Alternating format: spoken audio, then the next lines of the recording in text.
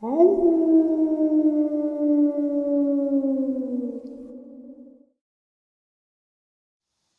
and salutations, everyone. I do hope everyone is still doing well, and welcome to this early morning, middle of the night bonus upload. Before we jump into it, a couple quick links.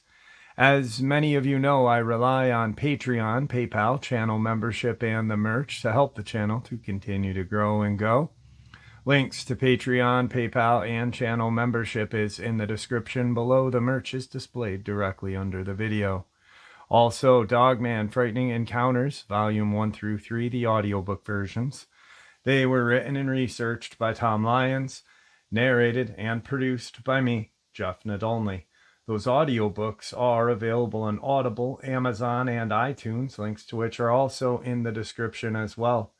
And finally, last but definitely not least, if you'd really like to help support this channel to continue to grow and go, simply subscribe. It does not cost you a cent. Click that like button, takes half a second. If you don't want to miss out on any of the informative uploads that I put out daily, click the bell icon, and folks, please leave a comment. Why? Well, because all of these things really do help the channel to continue to grow and go. They definitely do matter, and they are appreciated. And with that, I have taken far too much of your time. Let's jump in to today's early morning, middle of the night bonus upload, shall we? Alright guys, so like I said in the intro, some very interesting video footage and some very terrifying encounters. And one actually has a drawing from an FBI sketch artist. So I think it's going to be pretty interesting upload. Let's get into it. Today's first part of the upload, we're going to jump right in and discuss feral persons. I'm on the North Carolina side of the Great Smoky Mountains. Lived here my entire life. All of us here know what's in these woods and mountains. Since the 30s or 40s, there have been feral persons living in these mountains. They're fast. They will snatch livestock and children. The FBI knows. It's why they don't get involved. I've heard stories that there was some attempt to kill these feral persons, but they still exist even today. And I'm not talking about some end of days extremist who took to the woods. I mean feral, completely wild, their own language, living underground. We don't go into the woods at night. During the day, we make sure we stay on the trails. Sometimes you will smell them, that putrid stench. At night, you'll hear them hollering, supposed inbreds. The locals around here know what happened to Dennis Martin. He was snatched by one of these feral persons. It's not uncommon for people to go missing here. They're normally found, but you'd also be surprised at the number of children that simply disappear. The FBI has covered it up for years. Where do you think the movie, The Hills Have Eyes, came from? It's true. I hear them from time to time, disturbing sounds. They live all up and down the mountains here in national parks and forests. The stories we all heard growing up about these feral persons were told to us due to the fact that so many people would go missing in the mountains. Of course, it was a way for our parents to scare us so we would not wander off too far from them or venture into the woods alone. And Dennis Martin was used as an example. My grandfather recalls the newspapers blowing the story up in 1969, I believe. The newspapers said one thing, while Tennessee, North Carolina locals said another. The locals said this then, and they say this now. There are feral persons living in these mountains. The government does know they are here, and they have made attempts to kill them off, but they have not been able to kill them all off. Yet the population now is thought to be minimal. One of these feral persons abducted Dennis Martin and ate him. This particular feral was spotted by the family in the woods, who were in the same vicinity, and stated they saw a feral trying to hide from them behind a brush and was hanging a small child from his back like a backpack. The feral was described as being very hairy and tall, wearing a very worn, dirty shirt. The military came and stayed for a week in these mountains, killing a handful of feral persons, including one who abducted Dennis. Dennis's bones were found by the military, but this was hidden from the family in papers. One of the agents that worked on this and was ordered into the woods to kill the feral persons ended up committing suicide some years later, not being able to cope with what he had seen in those mountains, and after other assignments into similar incidents. My grandfather claimed to have seen 2 of them in his life. He told me that his first experience was when he was a child, years before the Martin case, when he and his dad were on the trail in the woods on the Tennessee-North Carolina line, when they both approached a dead-end area that bordered a heavy tree line. Just inside that tree line, they saw a wild hillbilly leaning over a deer eating its insides. Wild hillbilly is what my grandfather said the locals used to call them long before any media named them anything else. The wild hillbilly was manlike, long hair, and was very oily and dirty. The body hair was excessive. The man was bloody, having obviously just killed this deer. My grandfather said that his dad would later say that the hillbilly had a string of deer guts in his deformed hand. My grandfather has always mentioned the smell of pure garbage and vomit. They both stopped and walked backwards until they were out of the hillbilly's sight, but said the hillbilly was obviously startled and screamed as if saying, "Stay the F back, this is my deer." The hillbilly was dragging the deer back further into the tree line as my grandfather and his dad backed away. The second sighting is when my grandfather was hunting in 1997, and he and his buddy saw a female. They said they were taken back at the obvious sign of breasts, but this one looked more Bigfoot-like. She was running and then suddenly jumped into some hole in the ground and disappeared. They did not go and look into it. This is where the underground cave systems come into play. Inside of the mountains and in the caves is where the wild men, Bigfoot creatures are at, and it's why they cannot be found. It's worldwide. Governments know about them. They don't get involved with these creatures unless there is disappearances, and they have to go in and kill, as they did with Dennis Martin. Our governments admitting to these creatures and UFOs would break down our religious systems. Dealing with the public about these creatures is something that has to be avoided for years at all costs. Our caves and mountains cannot be controlled. The underground cave systems are massive, and what's in them is beyond basic comprehension. The feral persons are cannibalistic. They are inbred. They will often snatch children and eat them. Some are raised to reproduce. The geriatric population and the disabled are easy targets for food because it's not expected they will fight back. They also have trapdoors in the woods and doors in the mountains. They will often steal clothing, dig in the trash, take pets and farm animals. Though I personally have never seen a feral person, I do see evidence of them and smell them as well. I have lots of experience with other things I've seen in these mountains, more demonic, but so far I have yet to see a feral person. I believe, though, only because of the other things I've experienced out here throughout my life. I also believe that these missing persons cases will not be solved. Kids, hunters, tourists, all missing in a blink of an eye. Everyone always expects reasonable explanations for things because we are so primitive still. Our eyes are just not open to what's really out there. I don't believe much of the population could mentally handle or cope with it if they did know the truth. Alright, so the first video clip is some sort of quadruped creature. It's white, running through the woods. The guy who sees it is standing at a distance, When I first saw this, I actually was brought back to the time that Terry, Jody's late brother and great, great guy, was a sub here. He was telling us about an experience his grandson had with the large quadruped dog-like creature running alongside um, his vehicle in the wood line. That's what kind of reminded me of. Check it out, guys.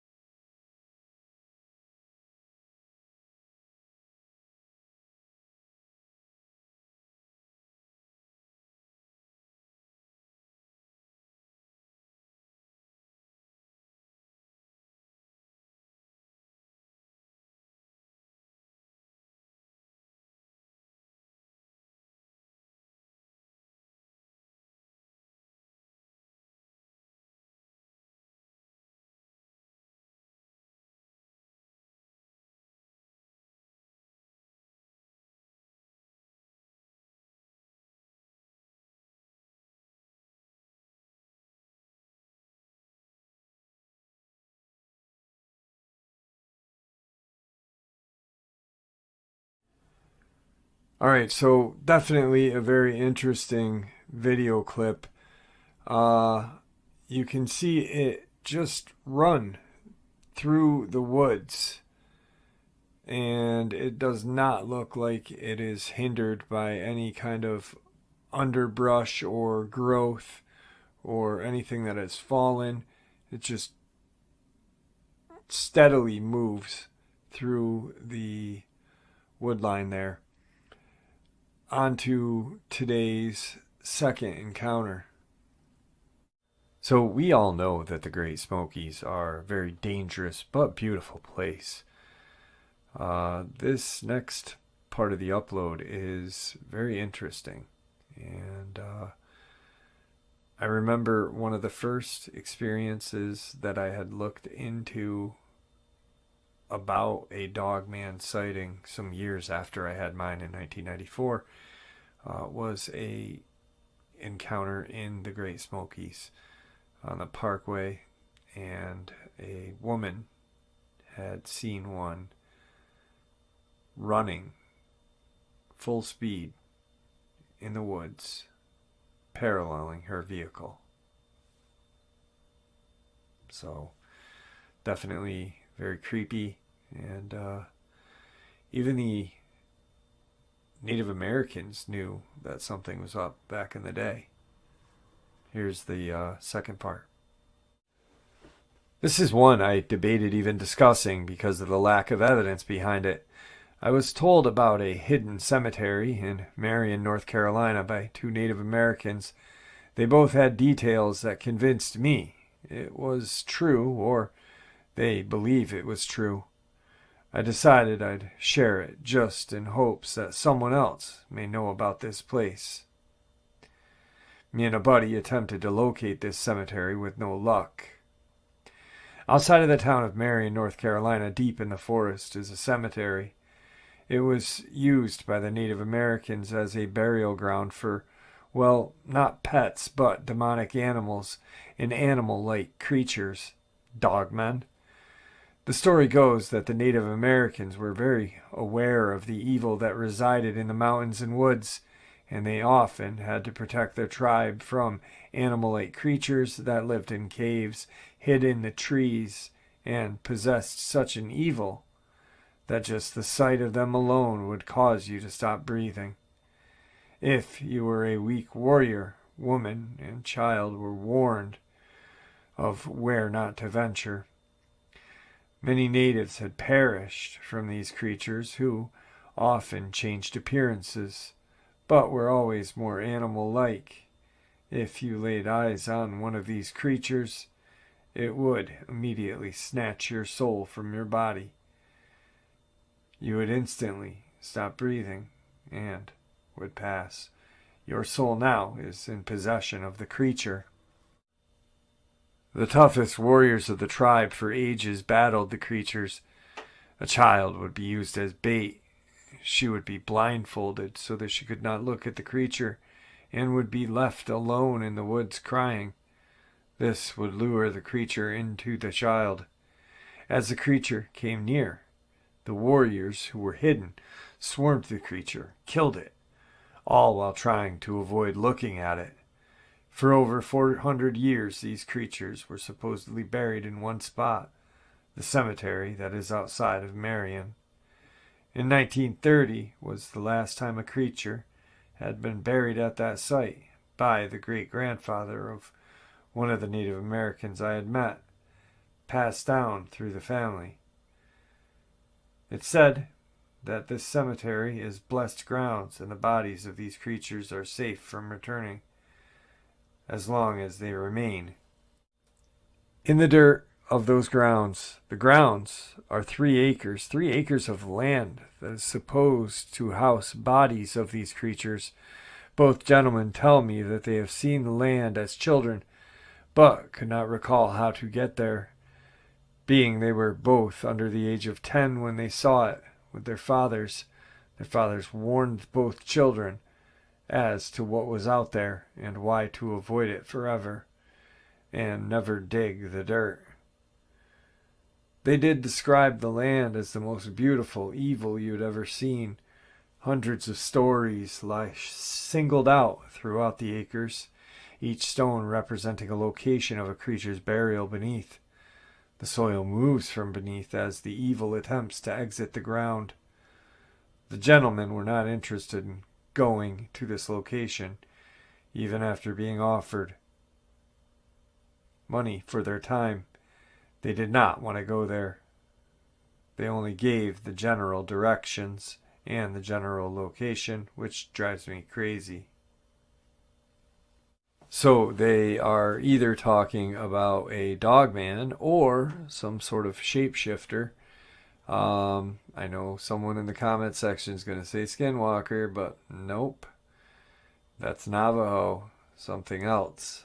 The natives on this side of the country have different names for shapeshifters, and it's not a Skinwalker. Alright, let's get into today's final video clip. The gentleman is out in the woods and he sees something. He starts his camera rolling, and this thing, whatever it is way out in the distance, but we're talking he's way out in the woods where no one would be out that far. So this is what he got.